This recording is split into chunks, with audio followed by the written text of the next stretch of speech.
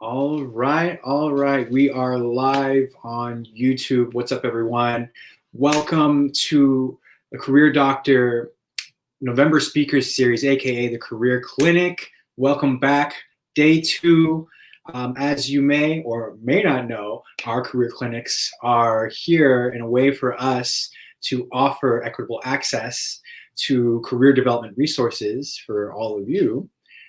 Those of you who are not familiar with me, my name is Manny Duenas. I am the Career Doctor, and I am the founder of Career Doctor, also career strategist. Super stoked to be talking about this new topic today, the subtle art of interviewing, and we're going to get into that in just a minute here. So the person that I'm bringing on is a technical recruiter from Google. His name is George Vegas. Love the last name, man. Can't wait to bring him on here in just a minute. So the two of us will be exploring this topic. So let's bring him into the room and get started here. What's up, George? Hey, Manny, how are you? Doing well. How about yourself? Good. Happy it's Friday. Happy Friday. We made it. Definitely. We survived another week. Yes. Love it. From the weekend. So, we're going to jump into this topic, the subtle art of interviewing, but I would love for you to just really quickly introduce yourself. Tell us a little bit more about you. Absolutely.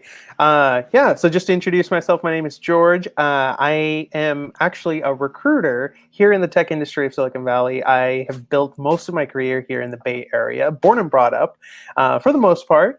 But I actually started in a small company called Estrella as an agency recruiter, and that was my first view into how recruiting essentially is here in the Bay Area. And for the most part, that's where I started off and built up my career. Started working as a G&A recruiter, working on filling a lot of administrative-based roles, but I learned so much in those types of positions essentially too.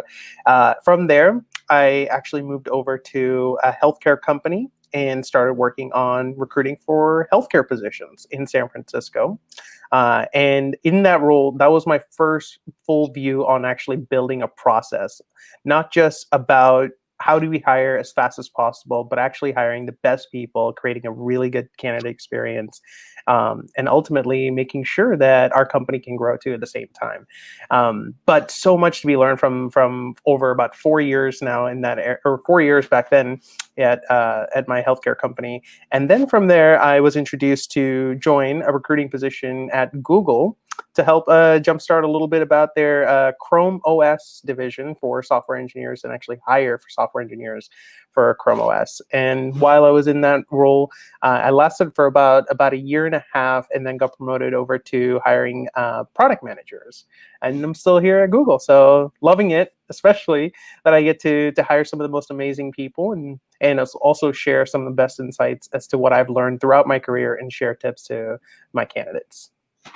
Amazing. Thank you for the introduction. It looks like we have a guest in the room. Hello, Tu.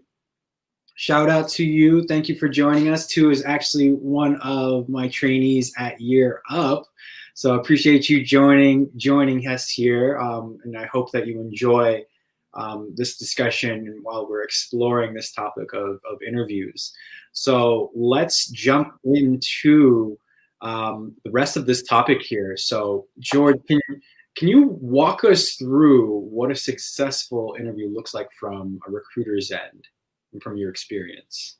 Yeah, absolutely. And these are things that I practice myself too. And I think it works for any candidate, regardless of level. I think character builds a really good preface on how to exactly bring yourself to a role. When you essentially going into an interview, I think the most important thing is to be genuine. That's like the key important thing. Be genuine, be able to show a smile, be able to bring a different energy. That energy really converts into ideation, something that all companies are looking for. They're looking for something different. They're always looking for how people really envelop themselves in different ideas. So I think some of the key things I think I can really share is that your character is really important, being genuine, showing that you're really interested in the role. Obviously, you applied to the role. There definitely needs to be a level of interest that needs to be brought on interview day. And being able to actually engage with what the company's mission is. I think a lot of the times we're so enveloped into trying to understand, am I the best fit for the role? But thinking about it on a deeper scale, are you the best fit for the company's mission too? Every company's mission is different. And if you don't resonate with the company's mission, that's okay. I think that you can definitely take the time to find another company that fits more to your style, more to towards you, your way of actually working. But realistically speaking, in an interview setting, you have to resonate with the company's mission. And there's always something that brings you to the table on that specific day. And so be able to describe that. What brought you to the table to that day? Mm. Yeah.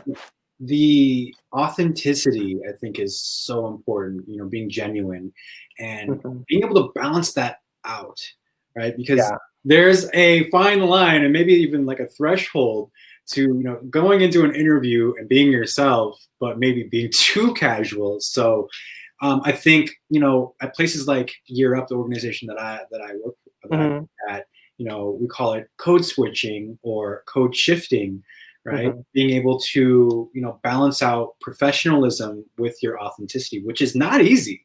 Yeah. It really isn't easy being able to do something like that. I think it takes experience and kind of seeing what works, kind of like seeing what sticks, right? And then running with that. And then you mentioned in your response there that not only authenticity is important, but knowing a thing or two about the company that you're interviewing for and their mission, and does it resonate with you? Super important. And even if it doesn't, the research is so important going into those interviews. So that being said, now that interviews are all primarily remote, right? People are, I guess the norm is we're not going on site anymore. What are some tips and tricks people can use for these remote interviews? Like, today we're doing like a remote interview. Right? Yeah. What tips and tricks would you offer? Yeah, there's two layers, I think, of doing interviews. We are all familiar with the phone interview. Starting off with that, everybody gets that phone interview to at least hop on like another conversation. There's always a conversation that leads to another conversation. It's funny that you asked about this. I think remote interviewing, we're already been practicing that on the phone for the most part. So one thing that really works for me, and I think it really helps give me a different presence, is standing up and actually being able to take a call or doing an interview itself.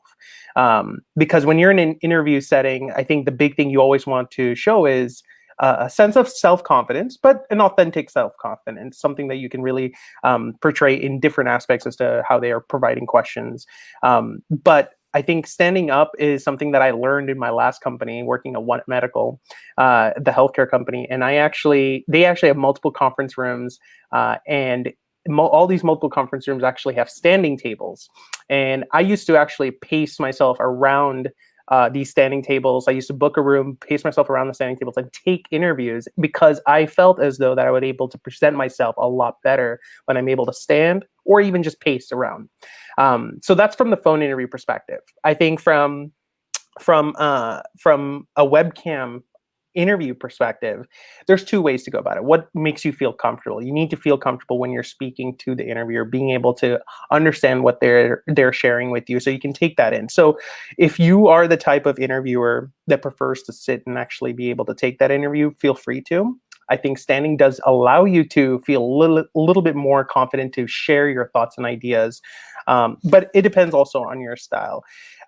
Those are the two things I wanted to just share, like how to exactly jump into these interviews. But beyond that, there's also etiquette in how you're presenting yourself. And I'm going to start off with background etiquette.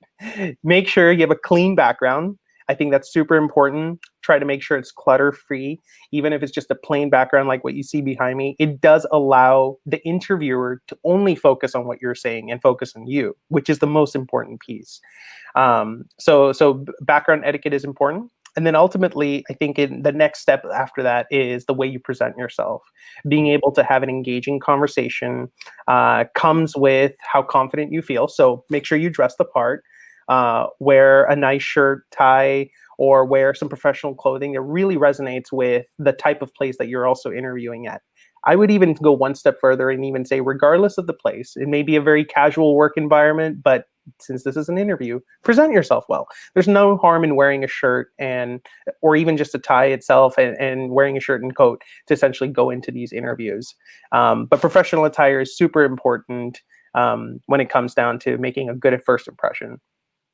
Question about that. Now, Yeah. let's say, an individual's interviewing for a place like Google or like Facebook, one of these large tech corporation type of companies in the Bay Area, right? And as we know, these type of companies are infamous for being casual, right? Do candidates, come to these interviews casual, or to like blend in with like the culture? Or are they, should they be wearing like a button up and a tie? Like, how does that work? Like, how do you kind of gauge that?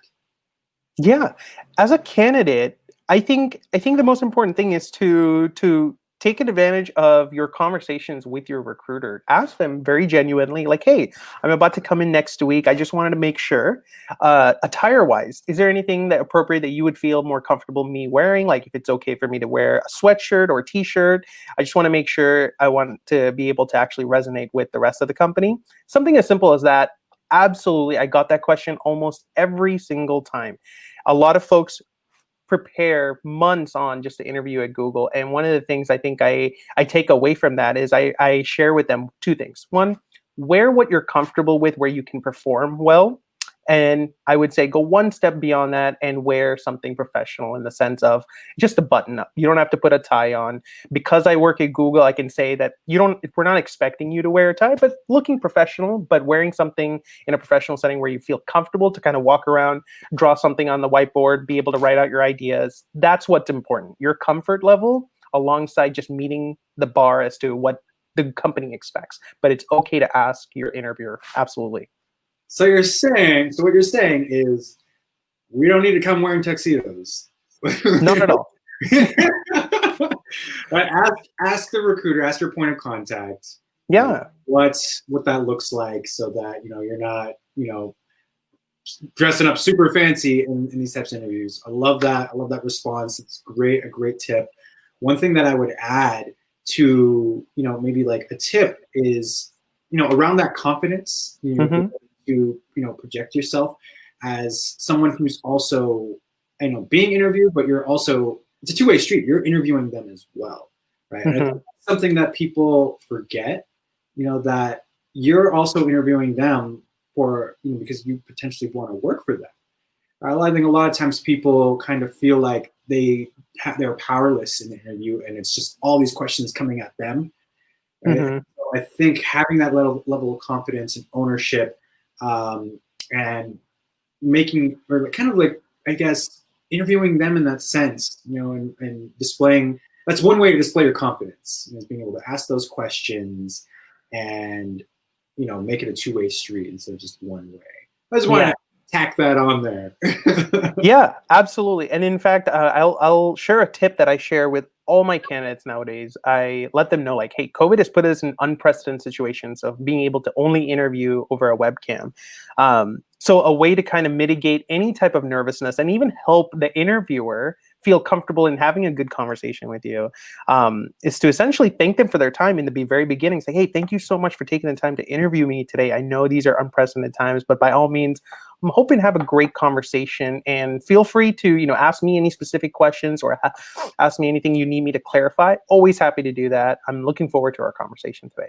Something as simple as that, and I would recommend to fine tune it, practice with a couple of folks that you're familiar with, you're maybe practicing for interviewing. But the reason why I recommend this is because you're setting the tone to allow interviewers to even feel comfortable with you in the very beginning, and just saying thank you for doing it during a very unprecedented time. I think they really appreciate it. Shows their humility as well. Absolutely, super important. The following up in your interviews. In terms of the preparation, because there's definitely I totally agree. There's an art to this. Art to interviewing. How does one prepare for an upcoming interview? Good question. I always say this: when you're wearing the hat of your expertise, your skill set. If you're an engineer, you wear. If you're a software engineer, you wear the software engineering hat. I'm sure you're probably fantastic. You'll probably solve a lot of things. But when you go into an interview, it's knowing how to meld. Sorry, what's the word? It's knowing how to mold the two different hats of an interviewing hat and your expertise. So the way I would say this is this: sometimes some folks go through many years without actually interviewing, but one way to kind of keep continuing to focus on wearing that interviewing hat is having public conversations with sometimes strangers. And I mean that in the subtle ways of, like, even when you're connecting with your barista, or you're walking down the street, someone says, "Hi, how's your day going?" Whatever it might be, engage with that conversation. The reason why I recommend doing this is because whoever you're talking to, you're practicing the ability to feel comfortable with a stranger. That's one of the key reasons why people feel nervous about interviewing. They don't necessarily practice with strangers, and it makes them feel uncomfortable, like they have to get out of their comfort zone to talk about themselves. So I would say, even if you're not interviewing today, or maybe you're interviewing in a couple of years, whatever it might be, sometimes those subtle conversations of practicing, if you're talking with your Lyft driver, your Uber driver, a barista, whoever is going to be connecting with you, just by saying hi, engage with that conversation. It does allow you to build more confidence as well. And it does allow you to feel less uncomfortable when you have to hop into an interview and when people start asking you questions, because you've been doing that throughout that time. So I want to pause on that. Yeah. On the practicing really quick, because there's something that I wanted to address, and that is, the research. When you're preparing, there's obviously some research that goes into your preparation for an interview in the company. How does that research benefit a candidate in an interview? Because I'm sure from your end, that's going to come back, right? You might have some questions up your sleeve right now, and something that you would, give out to a candidate on, hey, what do you know about our company? Or something like that. Yeah. So research goes two ways. The first way, I think we're all familiar with. I think when you go into an interview, phone call, starting at the very first part, the phone call, it's always a good idea to really take your time to research about the company, the history of the company too, as well. And you don't have to dive deep into the company, deep into the company's information or anything like that. I think when it comes down to is knowing a little bit about the history and the state it was maybe a year ago and to where it is now.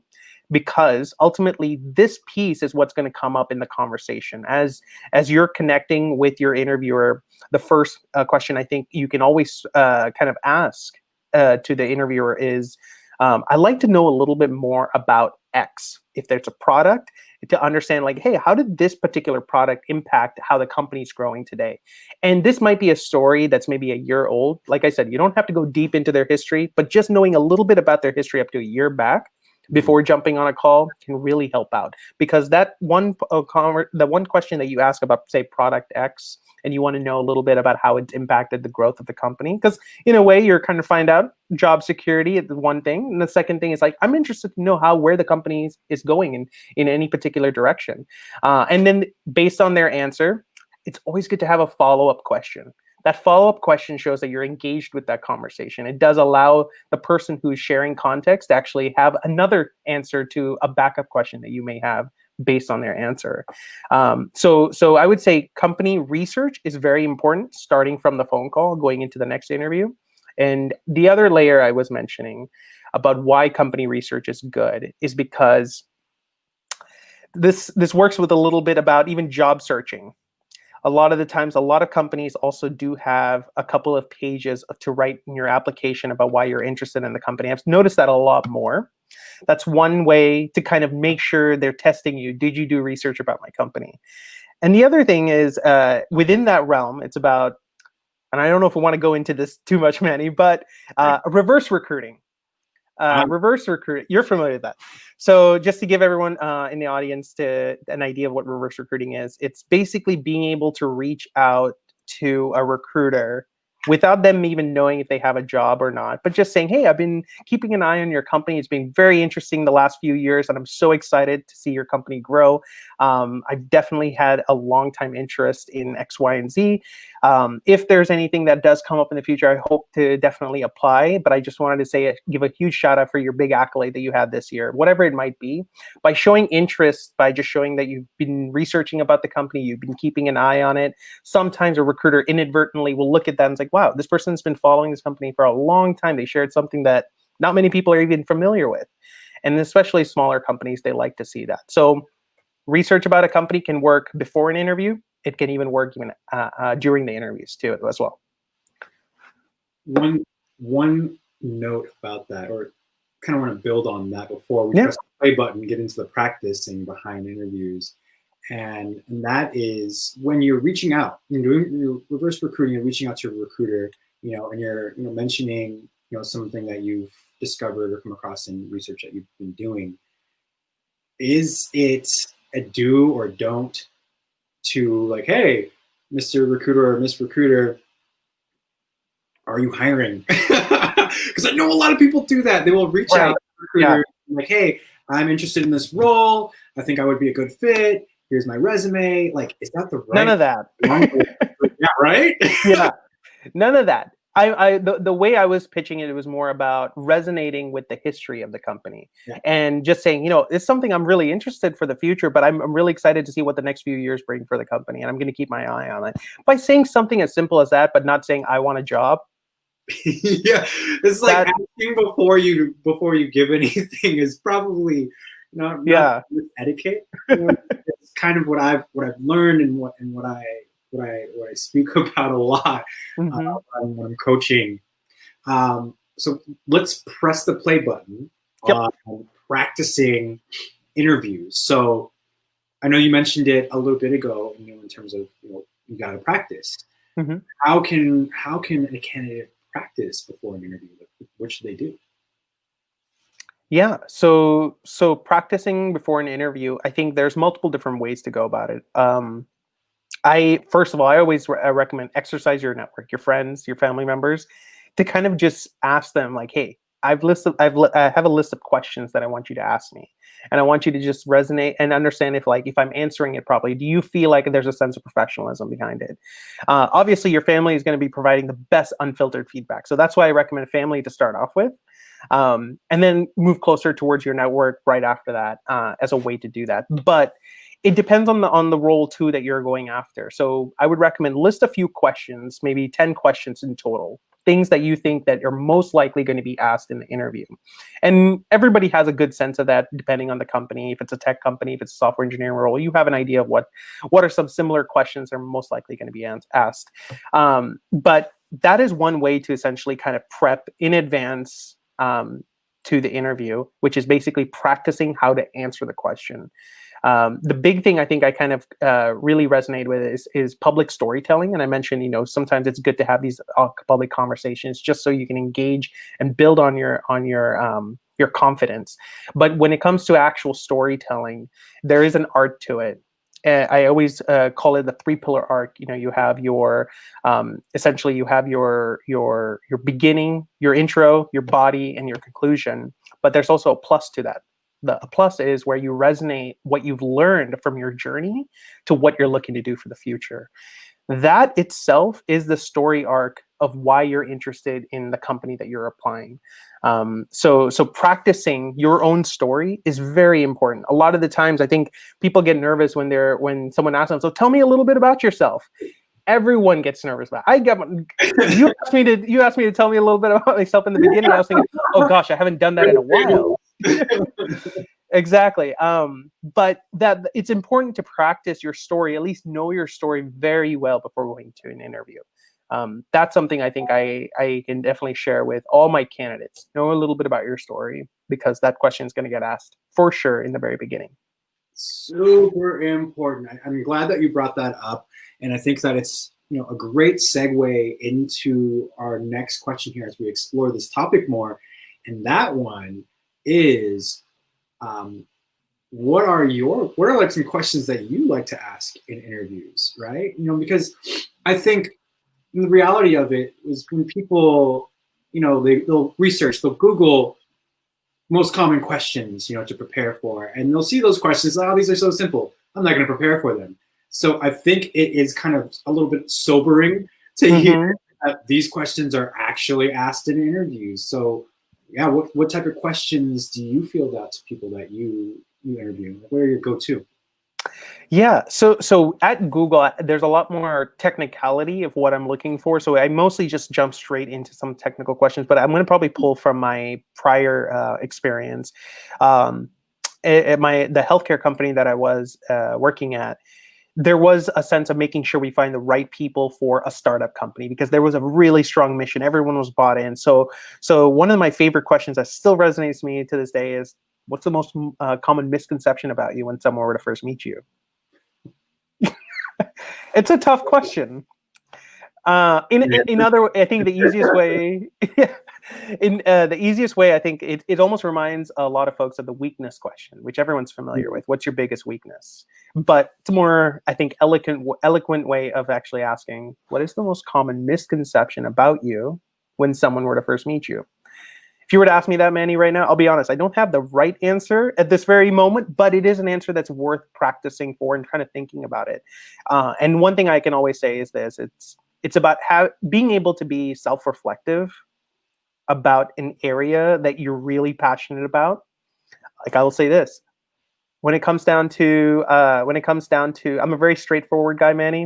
When it comes down to emails, I think I could use a little bit more of a nicer way to actually keep pushing my interviews to feel a little more fluff. But at the same time, when you ask me a question, I'm very direct. I'm like, this is the answer. That's it. And I move on to the next thing.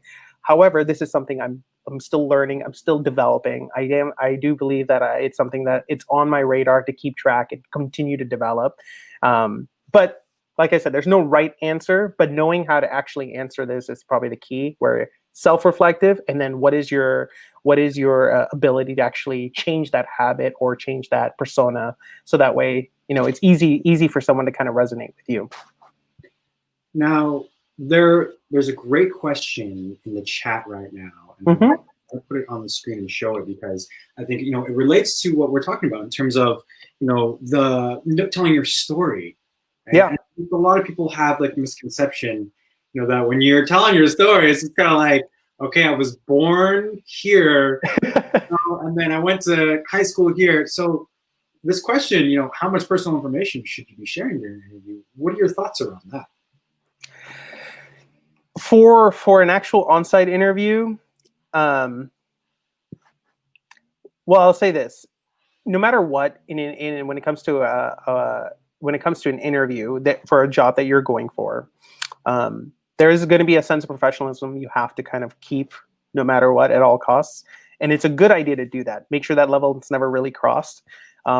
So I would say the type of personal information you can probably go into is maybe more about your likings, or like, what do you like to do on like your time off? If you ever get those types of questions. Or I remember in my Google interview, there was somebody had a Disneyland like ring. And I really resonated with it. I was like, oh, you have a Disneyland ring. I've never seen that before. That's really cool. And then I shared a little bit about my journey at Disneyland. That's the max of probably what I shared about my personal life in my Google interviews. So I would say if someone asks you, like, tell me a little bit about yourself, they're looking more for the professional history, the history of you graduating college, what was your first role, and being able to condense those pieces of information and move on to the next thing on your ladder. Like, what was your next job? Being able to talk briefly around that. And then going to finally, your third part. So that's why I mentioned the rule of three. Your intro is just a little bit about probably your graduation from college, going into your first role, that journey, that brief step. Then the bulk of it falls into, from my journey, I'm kind of resonating, is like when I started the agency and moved on to the healthcare company. And that's where I learned a lot about recruiting. And I still say that's my bulk of my recruiting experience. And then finally, moving on to Google, that's where I resonated with a lot of technical roles, where I actually built my technical experience being a recruiter as a technical recruiter. So that's my 3-tier journey. And I'd recommend, if anyone asks you about, tell me a little bit about your story, focus on a 3-tier journey, and don't go beyond that, because if they have any specific questions, oh, tell me a little bit about your agency work, I'd like to know more about that. they'll definitely ask you at that point. They'll pick specifically any part of your journey, and they'll specifically ask you if they have a question.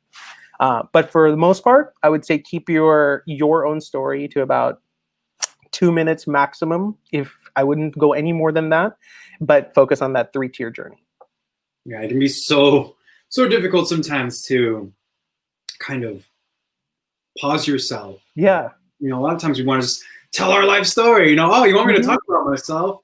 You know, of course, you know, you're going to, you know, want to say all of these things. I think that's where the preparation kind of comes in. You know, like when you prepare for these types of questions and you can anticipate them, then you will have that structure and you know when to stop, right? Absolutely. When you don't prepare, you know, you fall into this area where, you know, you potentially ramble and you say things that you don't need to say. So that's why that preparation is so key.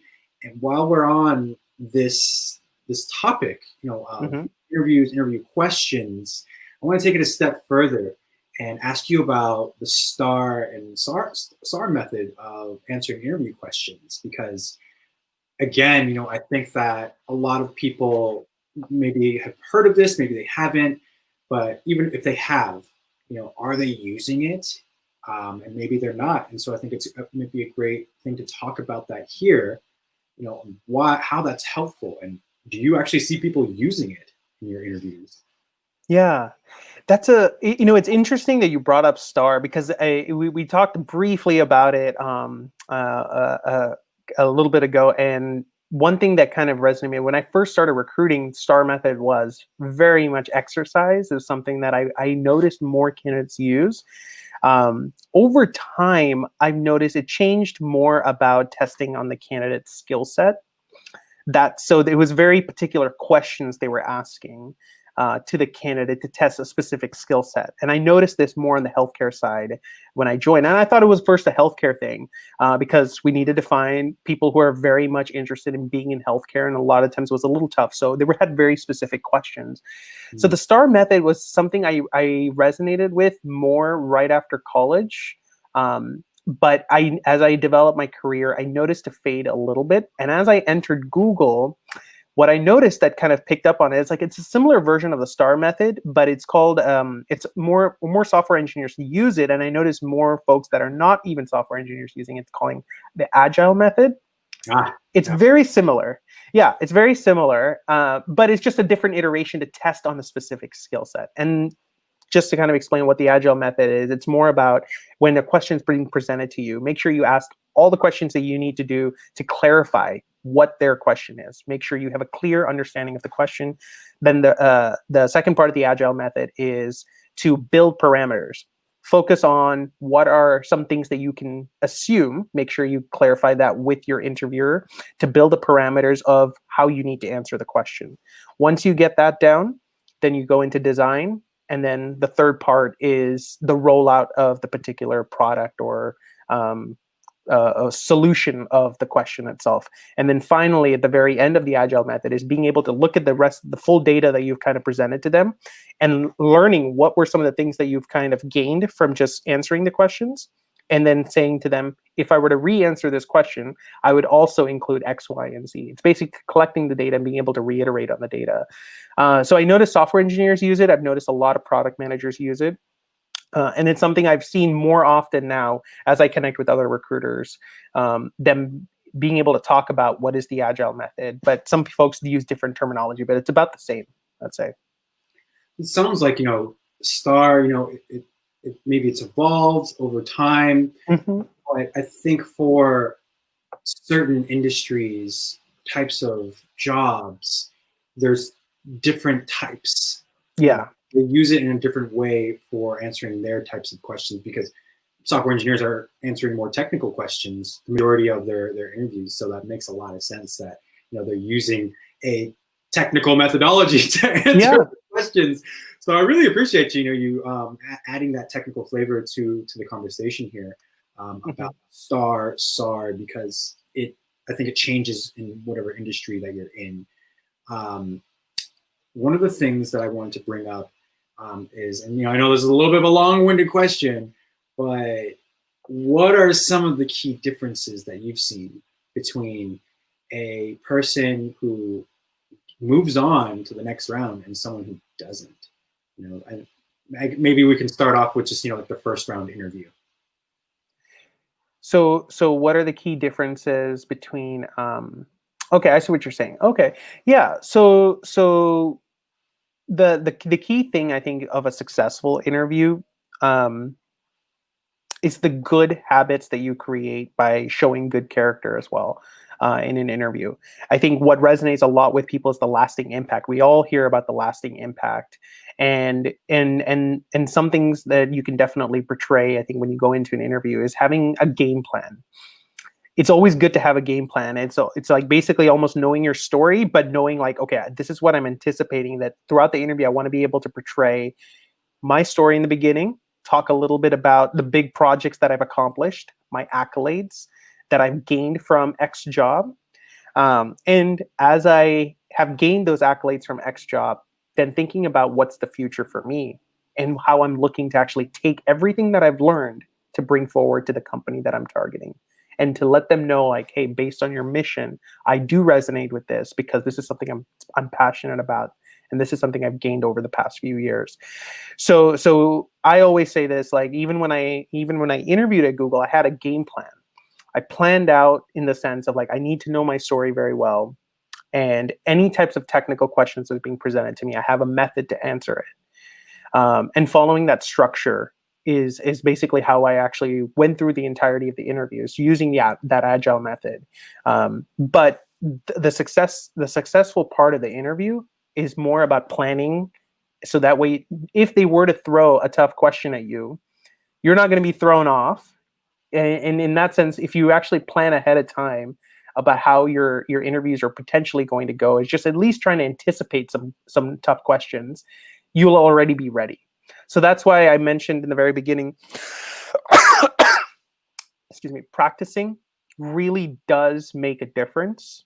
And I say this even to my internal candidates today, because some folks think that, oh, I haven't interviewed in a while, but I'll be able to do this because I know the work.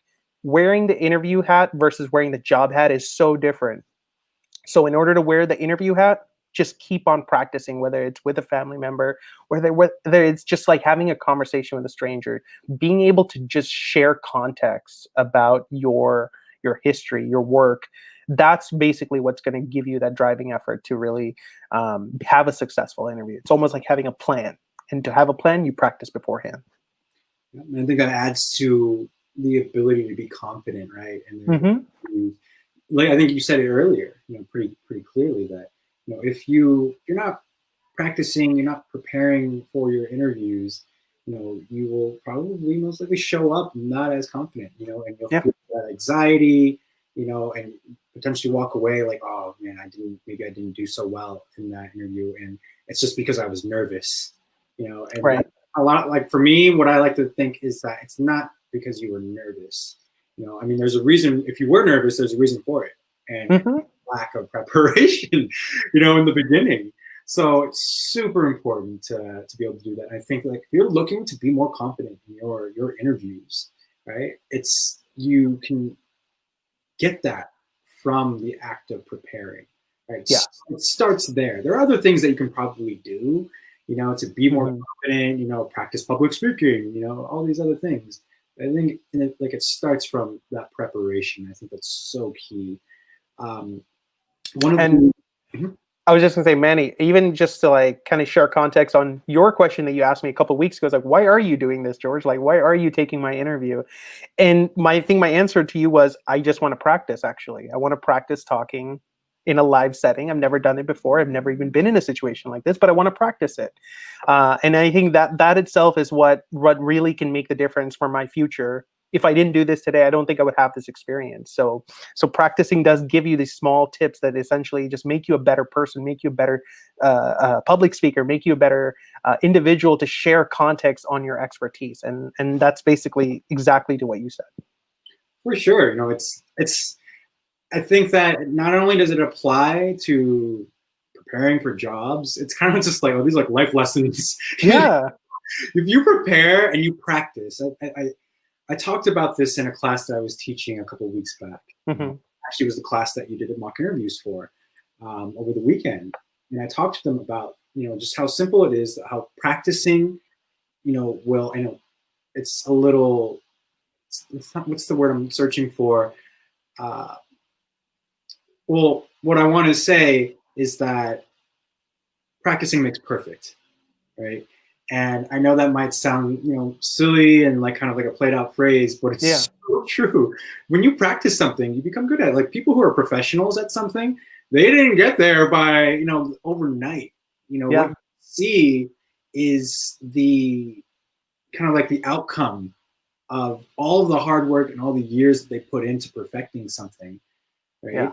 And I think there is like a famous quote by Michael Jordan, and he talks about how he failed over and over and over again, and that is why he succeeds, is because of all that practice, all like the different experiences. That's why he became so good, and I think that applies to almost anything that you want to do in life. Absolutely. For this context, interviews, right? Yeah. So as we move toward the end of our discussion here and kind of start transitioning into Q&A, because I do, if anyone is out there watching, I want to provide some space for them to ask us any questions about interviewing. What are some of the, I guess, in summary, do's and don'ts for interviewing that you've seen in your experience? Like, what would you offer people? Like, do this. Absolutely don't do that. Yeah. The first thing that just came to my mind, just to even kind of end off on the last piece that we just spoke about, practicing really does actually give you that ability to go into that interview with some confidence to start off with, at least at the very least. So that's the number one do. Another do is, I think it's good to be courteous. Very good to be courteous. Thank people for their time, even if it's the person at the receptionist. That lasting impact, if it's a small company, that receptionist may go to that interview. It's like, I just spoke to George. He's actually a very nice person. He actually asked me about my day and X, Y, and Z, and we had a great conversation. That conversation that person has with the interviewer is going to be a very lasting impact. So being courteous, being genuine, I think it does help out. And like I said, it's more about the character that you develop from a professional setting. So that would be the number two thing. And then number three, I would say, is essentially knowing your story, because ultimately, not only do you have to know that in the very beginning of when they ask you, tell me a little bit about your story, but you're going to be coming back to it a lot of the times. Like, oh yeah, at my time at One Medical, I actually started a project on X, Y, and Z, and this was the actual outcome. Knowing your story, knowing your analytics about your story, how much revenue did you gain from this particular project being rolled out? How many candidates did you hire, George, in the year of 2018? These are metrics that you will be able to call out throughout the point of when they're asking, okay, so tell me a little bit about your success stories at One Medical. There's so many to pick from, but if I know my story entirely, I'll be well prepared to answer these types of questions. They may even ask you the tough question of, like, tell me a time, where your project didn't go exactly to where you needed it to go, and ultimately, what was the outcome from it? If you know your story, you'll know how to actually answer the question, and ultimately share context on, what, while I learned from this particular situation, this is how my outcome of these other projects that went really well because I learned from it. Everyone wants to know a little bit about how you learned from your job. And so if you know your story as a definite do, if you know your story, you can be able to answer those tougher questions when they start digging deeper into wanting to know about your past job, your most recent job. So those are the do's. The don'ts, I would say, I think the most important thing I think comes to my mind is never be late, no matter what. I see it more often at any level. You pick any level that essentially I've hired for, from a senior person to an entry level person. Being late does affect how the first interviewer views your credibility of reliability. So simple. Yeah. Like, being on time, being punctual is something so simple, but I think it's definitely something we need to be more intentional and conscious of, because a lot of these calls are being taken, whether they're over the phone or virtually. You wouldn't believe, how many people, because, I work with a lot of instructors, and I teach as well. how easy it is to, be late to class. Same thing with an interview when it's virtual. You're like, because you think you have so much time because, you don't have to commute to go to your interview. I have so much time to be there. But, you really need to be intentional about wanting to be on time in those interviews. And I think that one thing I wanted to add to the do's, because I think we covered it earlier, and we talked about the preparation, brings confidence. You talked about, knowing your story is definitely a do. Practicing, looking about your experiences. I think also is the practice, right? Definitely, you want to practice whether it's a mock interview, listening out the questions that could potentially be asked. Practicing your answers to those, whether you're using the STAR method or agile methodology to answer those, super important. That I just wanted to add in there to kind of complete those do's for anyone who's watching here, the don'ts. And I think we can probably learn from this right here, because we laid out be punctual. You talk about being courteous, nice to everyone you meet. And I wanted to just really quick touch on that. Everyone you meet, because there's a difference. Be courteous to the person you're interviewing with, right? I think also, when we get to a point where things are, a little bit, I want to say, for lack of a better term, normal, and you're able to go in on site, you meet like the person at the front desk, you meet multiple people on your way to the conference room. It's important to be nice to everyone you meet, because you never know, someone could ask like, hey, what was your experience like, when they checked in? Like listening or, going to give feedback on how you show up. And the small talk, super important to be able to actually have those types of conversations with people. And what are your thoughts around the small talk? Like beginning of interview, there's a little bit of small talk, right? Yeah, of course. The small talk is absolutely normal, I think, as long as you're engaging. Just like, I think I'm evaluating myself right now when I'm talking to you, Manny, because something that I know that I always practice, and now it's come to like second nature, is engaging with what you're saying, nodding, like even the simplicity of just nodding, like, yeah, like even just hearing you speak and then being able to actually engage with you when you're actually talking about a specific subject. It just shows that that person is fully engaged when the other person's speaking. So imagine an interviewer when they're sharing something about a particular project or how the company is growing in vast different ways. Just engagement, like, wow, that's really nice. Like, just have a small statement like, wow, I did not know that. Be genuine in that sense. But if you're showing that, that just shows the other person is like, when they are actually thinking about it, they're actually feeling like, wow, that's actually, this person's actually listening to me and they're actually engaging with me. I can have a conversation with them. And this comes with practice. That's why I mentioned in the very beginning of this conversation, sometimes talking to that barista or the person walking down the street, if they actually say, hey, how are you doing? If you engage with those folks, I promise you, it's going to come more naturally the more you do it. And eventually it'll start to tap into the interview setting and eventually start to tap into the work setting. And eventually you're going to be that person that everybody just wants to talk to. And because you're listening, you're showing engagement, and you're showing that you're somebody that people can trust as well.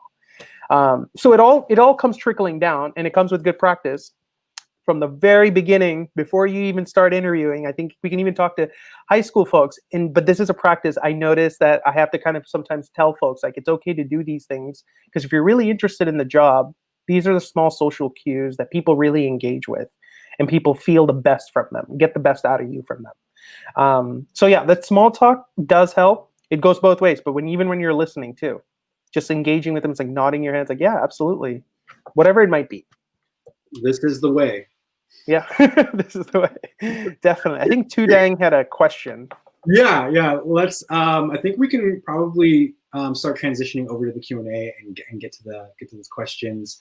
The last thing, just to wrap this up, is asking the questions. Is extremely important in these subtle art of interviewing. These things are all subtle cues, subtle things that you can do in the interview. They're small.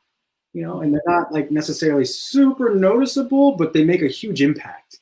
And so asking those questions in the beginning, in the middle, and the end are so important.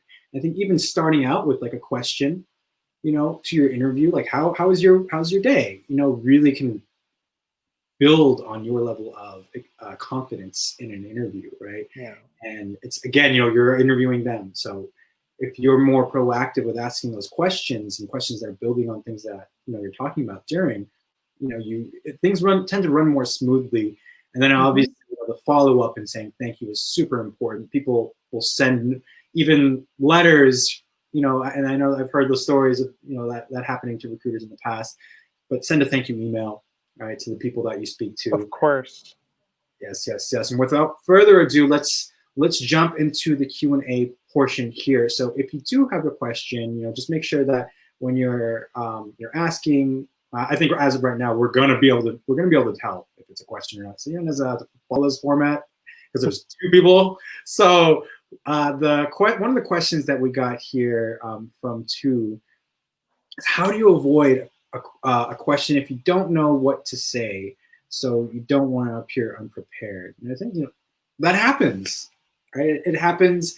We can only anticipate and only be so prepared for interviews. There's always going to be questions that you didn't anticipate, and you have to improvise. So from your end, George, what do you think? How can you avoid those questions? Or maybe there's a better way to frame that. Yeah. You absolutely hit it on the money. You can never get 100% prepared, and there's always going to be that one question that slips through. You're like, crap, I did not do any preparation for this question.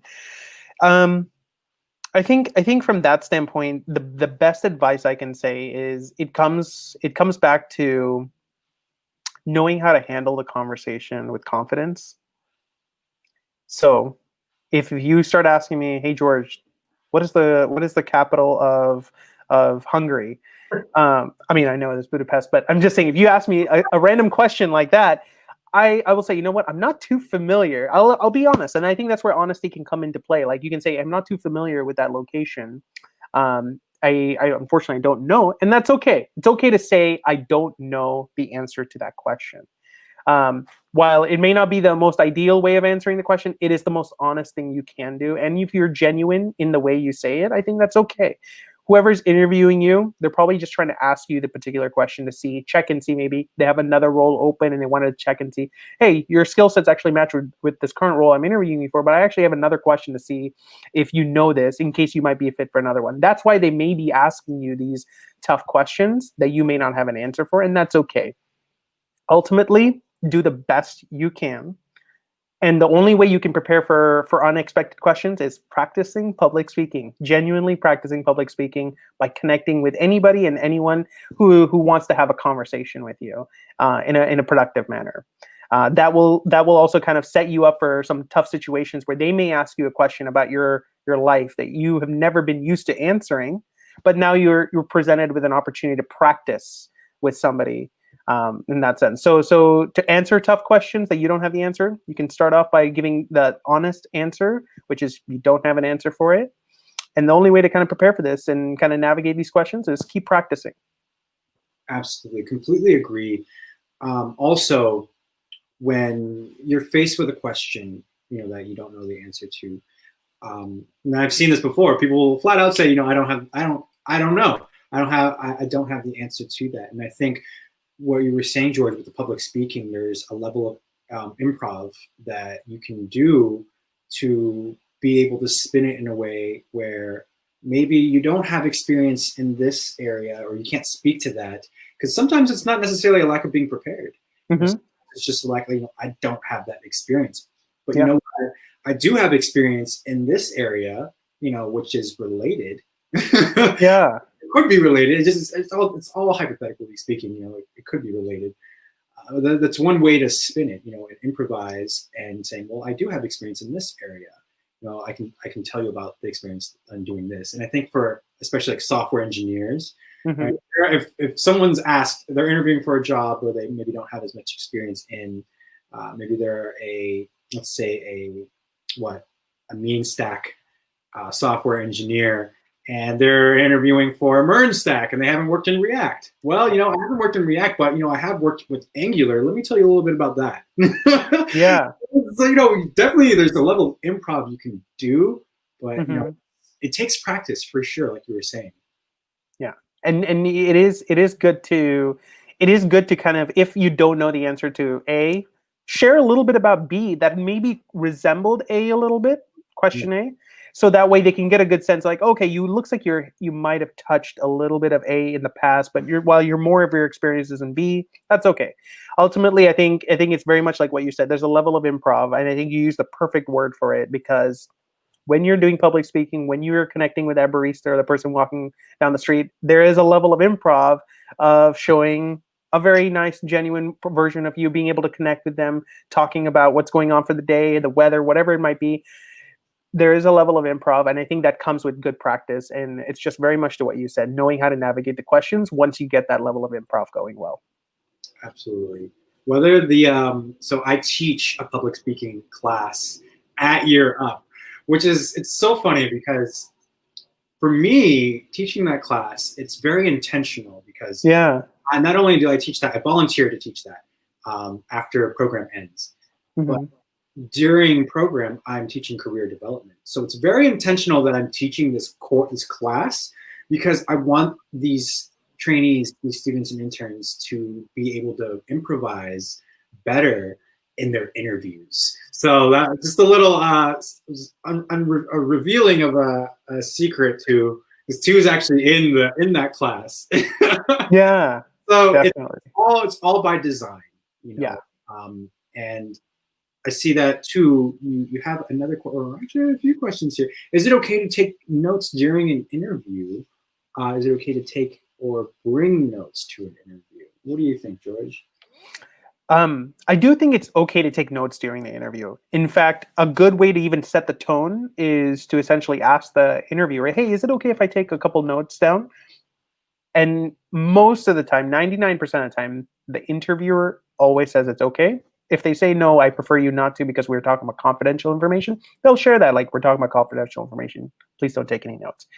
That can happen. But the best way to kind of practice the note part is make sure that you're not heads down taking notes, because I've seen that too. Mm-hmm. Make sure you engage with the interviewer, as just like by nodding. It's like, oh yeah, absolutely, whatever it might be. It's just like engaging with the interviewer while you're taking notes just shows that you're paying attention to them and you're paying attention to the notes, that you're taking this seriously as well. So just make sure it's a hybrid. Don't be heads down. That's the only thing I would say about taking notes during interview. I don't know why, but I imagined or just like you're interviewing someone, their heads down taking notes, and you're just like, wake up. Like, obviously, you know, that's why I was really like smiling more. Just imagine that happening. I've actually seen that, and I think it just comes with, like, you know, practicing that idea of like knowing how to go back and forth. It's all about multitasking in the subtlest ways. But yeah, it's okay to take notes, absolutely. And then I think a good way to kind of just start off is just asking them, like, hey, is it okay if I take notes? And I would recommend only start off that way, not just taking notes. Awesome. So take notes, people. It's okay. It's safe. You're not going to get slapped on the head. Yeah. For taking notes, unless your head is down and you look like you're sleeping. All right. Well, I think unless Tu or anyone else has any other questions, we are going to start wrapping up here. I see in here Tu mentioned bringing notes. Sorry, forgot to answer that.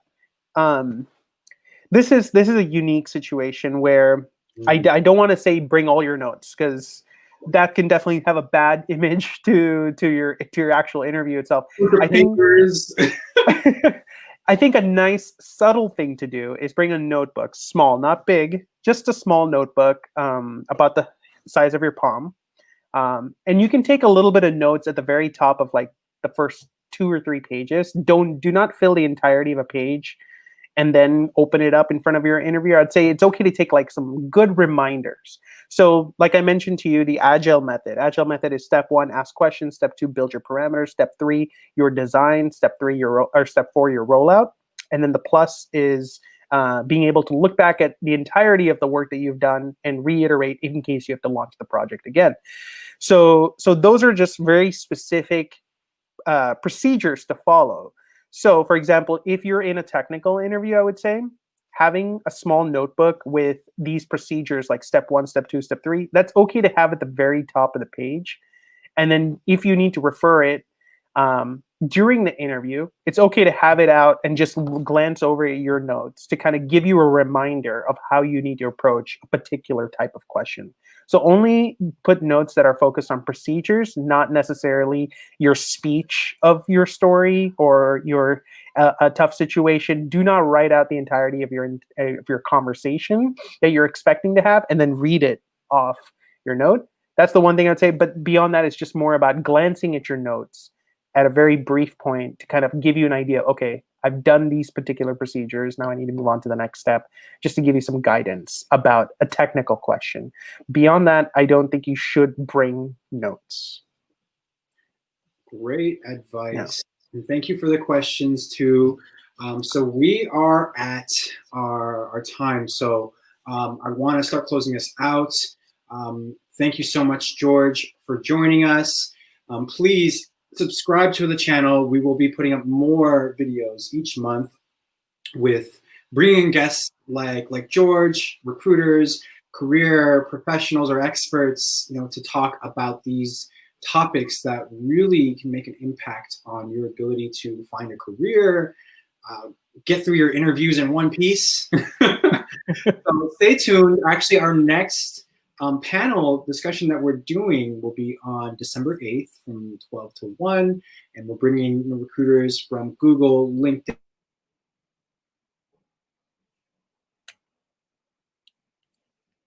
as well as Year Up. So please join us there. Subscribe so you get that reminder. IG, career__doctor, career doctor. You can follow us there for content. Thank you so much, George. And actually, George, if you want to stick around, well, I'm going to end the broadcast, and then you and I can kind of close out with one another. Thanks, everyone, for joining.